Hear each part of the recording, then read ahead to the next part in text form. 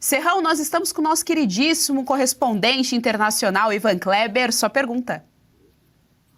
Ivan Kleber, do jeito que a coisa vai indo, daqui a pouco o nosso chanceler vai ter que negociar com o Pete Hegseth, o secretário de guerra, porque a coisa vai escalar e vai ficar feia.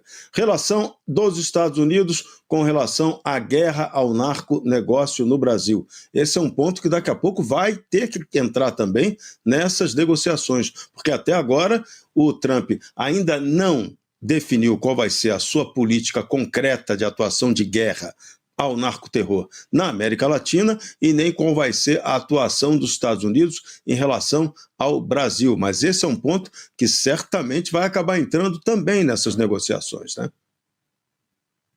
Olá, Serrão, sempre uma alegria. Olha só, eu concordo plenamente com você, eu não me surpreenderia, obviamente que isso dificilmente a gente vai ter uma informação direta, né, de fonte primária, mas eu não me surpreenderia se nesse encontro aí o secretário de Estado Marco Rubio voltasse a exigir uma posição do Brasil, ou pelo menos pressionar o Brasil para que se classifique o PCC e o Comando Vermelho como organizações terroristas. A diferença do último encontro do Mauro Vieira com o secretário Rubio para agora, né, para esse encontro de hoje, perdão, é justamente a operação no Rio de Janeiro, que tem o apoio da população. E, sim, aí o governo do estado do Rio conseguiu, né, uma comunicação com autoridades do governo americano, da DEA, que é o Departamento de Combate a Narcóticos, né? Ali nós tivemos, inclusive, uma carta enviada do lado americano para o governo do Rio de Janeiro. Isso sim é a construção do diálogo. Não aperto de mão, não tomar cafezinho ali na hora do lanche, isso não é diplomacia. Agora, aquela carta que foi publicada, essa sim, nós temos aí o início de um diálogo. Então, Serrão, eu concordo com você, eu acredito que essa pressão nos bastidores irá acontecer e fica o questionamento aqui para a sociedade.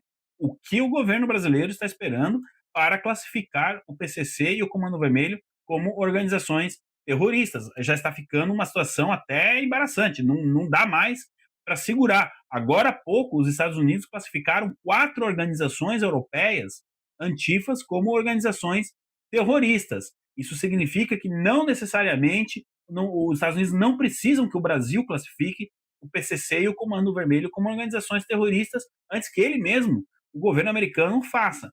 O que o governo brasileiro tem aqui é uma oportunidade de fazer isso antes que o governo americano faça. Então, esse questionamento muito provavelmente será levado à mesa e também questões, detalhes importantes, como, por exemplo, se o Brasil colabora aí para eliminar, não é, as rotas usadas pelo narcotráfico. Serrão, sem querer me estender muito aqui, mas você falava da estratégia do presidente Trump para combater o narcotráfico. Domingo agora nós temos um referendo no Equador importantíssimo, porque aos equatorianos será questionado se eles aceitam ou não que os Estados Unidos coloquem 2 bases militares no país. E por que essa notícia é tão relevante, Serrão? Porque toda essa operação militar que nós estamos vendo no Caribe não é algo de momento, não é algo providencial. Acostumem-se com essa presença militar que nós estamos vendo aí nas imagens, porque é algo que veio para ficar. Enquanto o narcotráfico, enquanto os narcoterroristas operarem, essas embarcações irão continuar no Caribe. Essa é uma nova política do governo americano e as populações em geral da América do Sul precisam concordar com elas, se acostumar com elas. A grande pergunta é de que lado que os governos ficarão. Aparentemente, o governo brasileiro pretende ficar do lado errado da história. Geisiane, eu devolvo para você. Fabi Barroso, estamos com o Ivan Kleber. Sua pergunta. Ivan, boa tarde. Seja bem-vindo aqui conosco no Jornal do Oeste. Ivan, eu vou aproveitar o assunto Trump, etc., mas para uma outra vertente. Como sempre, eu adoro fazer isso com você.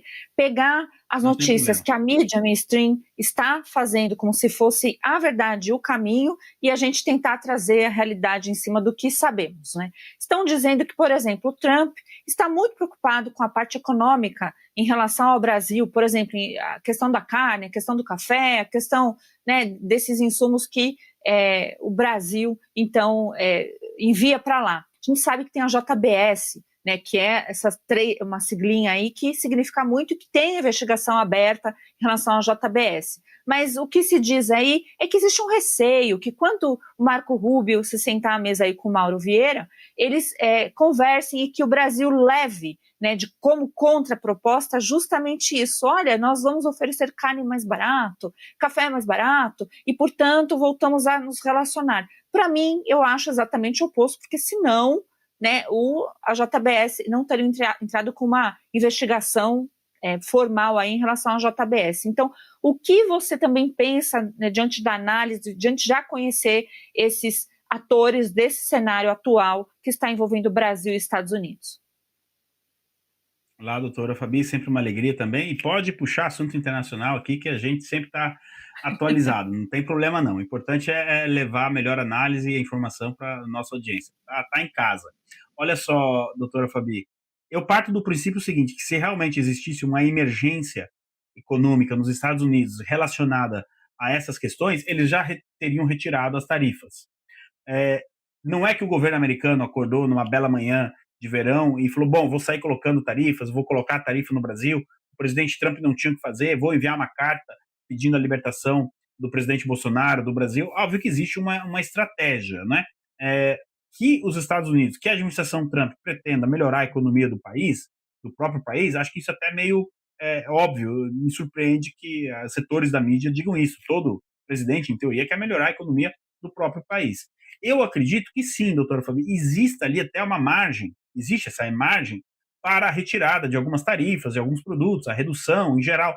Neste campo, nós até temos ali um espaço, embora o primeiro telefonema do Lula ao Trump tenha ocorrido na primeira semana de outubro, nós já estamos na metade de novembro e até agora nada mudou. O status quo das coisas é o início de julho, quando o Trump enviou a carta, como a Geisiane bem trouxe aqui na intervenção dela.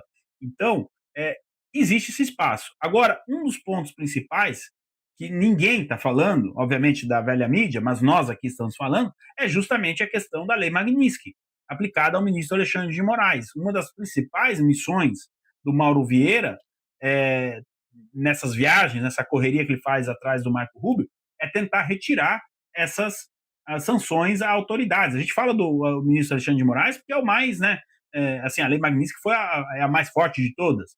As várias autoridades, inclusive o Messias, que está cogitado aí para ser ministro da Suprema Corte, teve o visto retirado. Quer dizer, só o fato de cogitar o Messias para o cargo de ministro da Suprema Corte é uma afronta ao governo americano nesse momento em que existem essas negociações. Como bem colocou ali o congressista Scott Fitzgerald, ele está chocado, pode ter certeza que muita gente vai ficar chocado com isso. Então, doutora Fabi, a gente vê muita torcida, muita oba-oba, mas ação que é bom até o momento, muito pouco. E, como eu disse, para concluir, eu acredito que sim, existe essa margem para as tarifas, mas o restante dificilmente, até porque foi o Marco Rubio que colocou a Lei Magnitsky, então o argumento para retirar a Lei Magnitsky teria que ser muito forte, porque senão o próprio Marco Rubio ficaria desmoralizado. Geisiane, eu devolvo para você. Muito obrigada, Ivan Kleber, pelas informações aqui no nosso Jornal da Oeste, segunda edição. Até amanhã. Gostou do conteúdo que viu por aqui no canal da Revista Oeste? Compartilhe e deixe o seu like.